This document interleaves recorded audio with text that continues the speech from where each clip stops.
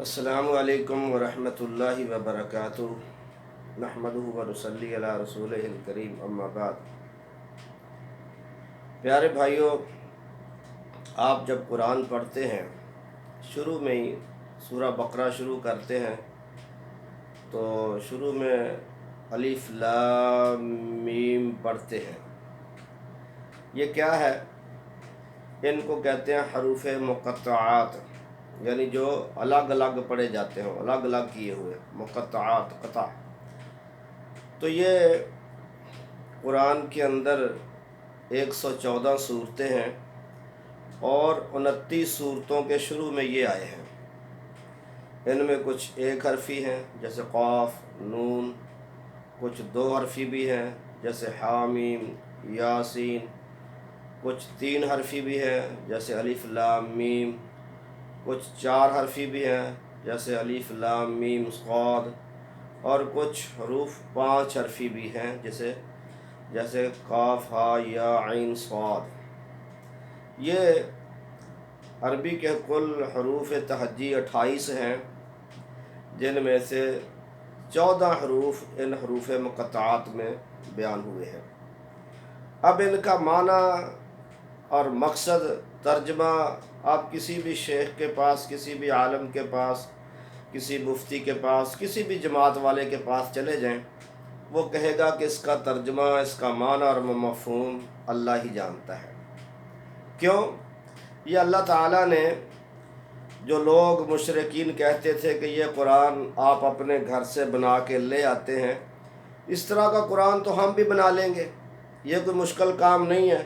تو اللہ تعالیٰ نے کئی بار ان کو چیلنج کیا، کبھی کہا کہ اس قرآن کی جیسی ایک صورت بنا کے لاؤ، کبھی کہا کہ اس جیسی 10 صورتیں بنا کے لاؤ، کبھی کہا کہ قرآن جیسا دوسرا قرآن بنا کے لاؤ، اور پھر اللہ نے یہ چیلنج کیا کہ چلو کچھ بھی نہیں کر سکتے تو ان حروف کا مطلب ہی بتا دو، ان کا معنی بتاؤ کیا ہے۔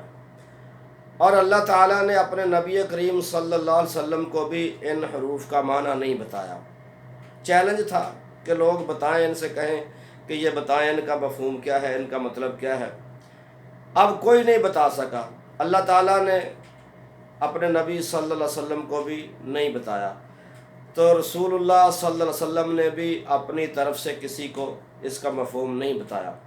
اگرچہ اس کا معنی اور مفہوم کا پتہ نہیں ہے، لیکن اللہ کی رحمت، اس کی بندوں سے محبت اور شفقت، اس کی عطا، اس کی نعمت دیکھیں کہ اگرچہ معنی مفہوم کا نہیں پتہ، لیکن پڑھنے سے 10 نیکیاں ایک ایک حرف کے بدلے پھر بھی ملتی ہیں، پھر بھی اللہ عطا کرتا ہے۔ رسول اللہ صلی اللہ علیہ وسلم نے فرمایا من قرأ حرفا من کتاب اللہ فلہ بہ حسنہ والحسنۃ بعشر امثالھا، فرمایا کہ جس نے اللہ کی کتاب سے ایک حرف پڑھا، اس کے لیے اس کے بدلے میں 10 نیکیاں ہیں۔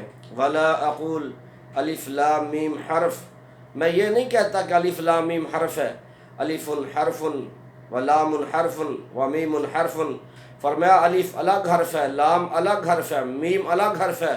مطلب کیا کہ جو الف لام میم کہے گا 30 نیکیوں کا مالک بن جائے گا، الگ الگ ایک ایک حرف کے بدلے 10 نیکیاں ملیں گی۔ اب دیکھیں، ان کا معنی اور مفہوم اللہ نے نہیں بتایا، اور رسول اللہ صلی اللہ علیہ وسلم نے جیسے اللہ نے قرآن بھیجا اسی طرح سارا پڑھ کے سنایا، اور ان حروف کو الگ الگ بھیجا تو رسول اللہ صلی اللہ علیہ وسلم نے بھی لوگوں کو الگ الگ پڑھ کے بتایا۔ یہ نہیں الف لام میم کو علم پڑھ دیا ہو، نہیں۔ اور باقی پورے قرآن کا رسول اللہ صلی اللہ علیہ وسلم نے اللہ تبارک و تعالیٰ کے دیے ہوئے علم سے اس کا معنی، مفہوم، تشریح بتائی کہ اس کا یہ مطلب ہے، اس کا یہ مطلب ہے، اس آیت کا یہ مفہوم ہے۔ لیکن ان حروف کا اللہ تعالیٰ نے رسول اللہ صلی اللہ علیہ وسلم کو بھی مطلب اور مفہوم نہیں بتایا، تو رسول اللہ صلی اللہ علیہ وسلم نے بھی لوگوں کو نہیں بتایا۔ یہ رسول اکرم صلی اللہ علیہ وسلم کی دیانت اور امانت کی زبردست دلیل بھی ہے کہ آپ نے اپنی مرضی سے ایک حرف کا ترجمہ بھی لوگوں کو نہیں بتایا۔ وَمَا يَنطِقُ عَنِ الْهَوَىٰ إِنْ هُوَ إِلَّا وَحْيٌ يُوحَىٰ، وہ دین کے بارے میں اپنی مرضی سے بغیر وحی کے کوئی بات نہیں کرتے تھے۔ جو اللہ تعالیٰ بیان کر دیتا وہی رسول اللہ صلی اللہ علیہ وسلم لوگوں کے سامنے رکھ دیتے، جو جبریل وحی لے کے آ جاتا اللہ کے حکم سے وہ آپ لوگوں کو بیان کر دیتے، وہ فرما دیتے۔ اب دیکھیں، اگر رسول اللہ صلی اللہ علیہ وسلم چاہتے، آپ امام الانبیاء تھے، ساری کائنات کے سردار تھے، اور ساری کائنات کے لیے قیامت تک کے لیے نبی بن کے آئے تھے، آپ اگر چاہتے اپنی طرف سے اس کا کوئی مفہوم بیان کرنا تو کر سکتے تھے۔ اور لوگ اس وقت چیلنج بھی بنا ہوا تھا، کہتے تھے کہ آپ اگر نبی ہیں تو یہ قرآن آپ گھر سے بنا کے لاتے ہیں، اس طرح کا ہم بھی بنا کے لے آئیں گے، اور آپ کر سکتے تھے۔ لیکن آپ کی دیانت اور امانت کی یہ دلیل ہے کہ ایک حرف کا ترجمہ مفہوم بھی آپ نے اپنی طرف سے نہیں بتایا، جو اللہ نے نہیں بتایا آپ نے بھی نہیں بتایا، کیونکہ ہدایت اللہ کی طرف سے ہی ہے۔ جو اللہ تبارک و تعالیٰ وہی بھیجتا وہ آپ لوگوں کو سنا دیتے۔ اب رسول اللہ صلی اللہ علیہ وسلم تو ایک حرف کا ترجمہ بھی لوگوں کو نہ بتائیں، اپنی طرف سے ایک حرف کا معنی اور مفہوم بھی نہ بتائیں، اور ہمارے علماء کرام ماشاءاللہ جنہوں نے کتنے بڑے بڑے درود تاج، درود تنجینہ، درود ماہی، درود کتنے 32 درود بنا دیے ہیں، اپنی طرف سے بنا کے لکھ دیے ہیں، اور لوگوں کو بتا دیا کہ اس کا یہ فائدہ، اس کا یہ فائدہ، اس کا یہ فائدہ۔ وہ اپنے نبی صلی اللہ علیہ وسلم کی طرف دیکھو، انہوں نے دین کے اندر اپنی طرف سے ایک حرف کا معنی اور مفہوم بھی داخل نہیں کیا۔ جو اللہ تعالیٰ نے وحی بھیجی وہ لوگوں کو بتایا۔ دین وحی الہی کا نام ہے، اور ہم نے بیسیوں درود اور بلکہ نماز کے شروع کی نیت پنجابی میں، اور روزوں کی نیت اپنی طرف سے، کیا کچھ نہیں اپنی طرف سے بنا دیا۔ میرے بھائیوں، دین وہی ہے جو اللہ تعالیٰ نے بھیجا ہے اور رسول اللہ صلی اللہ علیہ وسلم نے لوگوں کو بیان کیا ہے، اور صحابہ اکرام نے آپ صلی اللہ علیہ وسلم سے سن کر آپ کی تعلیمات کے مطابق اس کے اوپر عمل کر کے دکھایا ہے۔